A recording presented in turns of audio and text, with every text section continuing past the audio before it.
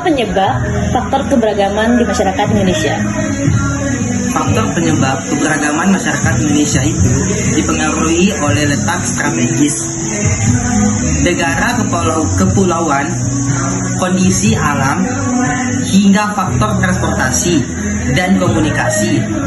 Tidak hanya suku itu, sikap terhadap perubahan nilai dan budaya terhadap perubahan menjadi salah satu faktor penyebab keberagaman masyarakat di Indonesia tersebut. Sebagian orang menganggap segala bentuk stereotip adalah negatif, padahal faktanya stereotip dapat berupa prasangka positif dan negatif, sehingga kadang-kadang stereotip dijadikan alasan untuk melakukan tindakan diskriminatif. Jelaskan dengan disertai contoh apa yang dimaksud dengan stereotip etnis.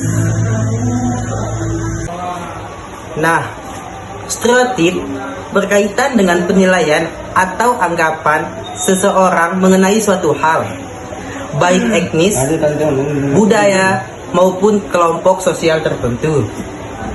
Istilah stereotip pertama kali digunakan oleh wartawan bernama Walter Lippmann pada tahun 1922. Kala itu, ia menggunakan istilah ini untuk menggambarkan penilaian terhadap seseorang berdasarkan kelompok etnis asalnya.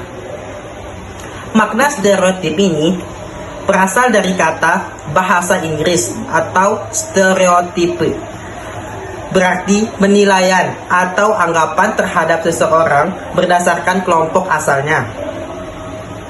Menurut dia, Gandasari, dalam buku Pengantar Komunikasi Antar Manusia tahun 2022, stereotip adalah salah satu bentuk prasangka antar etnis atau ras. Nah, makna lain kata stereotip adalah suatu prasangka yang didasarkan pada penilaian atau anggapan berdasarkan karakteristik perilaku orang lain. Adapun karakteristik tersebut meliputi ras, jenis kelamin, suku bangsa, dan keterampilan komunikasi yang dimiliki oleh seseorang atau kelompok sosial.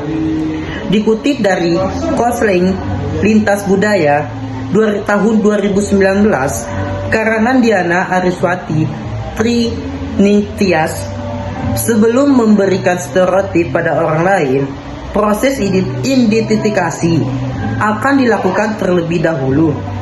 Artinya, orang tersebut akan diidentifikasi sebagai bagian dari kelompok tertentu, kemudian akan diberikan penilaian atas dasar orang yang bersangkutan. Nah, adapun contoh dari stereotip. Yang pertama itu, orang gemuk biasanya pemalas dan suka makan. Yang kedua, orang Jawa dari Solo identik dengan sikap lemah lembut. Ketiga, orang Batak digambarkan pekerja keras dan temperamen.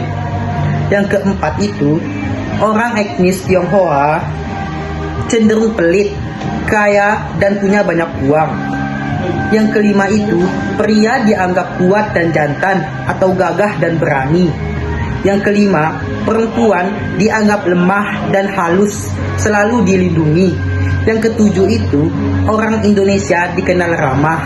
Yang kedelapan, guru dikenal sebagai sosok yang bijak dan selalu bisa dijadikan panutan. Nah, sekian dari saya. Lalu Anugerah Bayu Satria, kelas E2, NIM D1A 022445. Terima kasih. Assalamualaikum warahmatullahi wabarakatuh.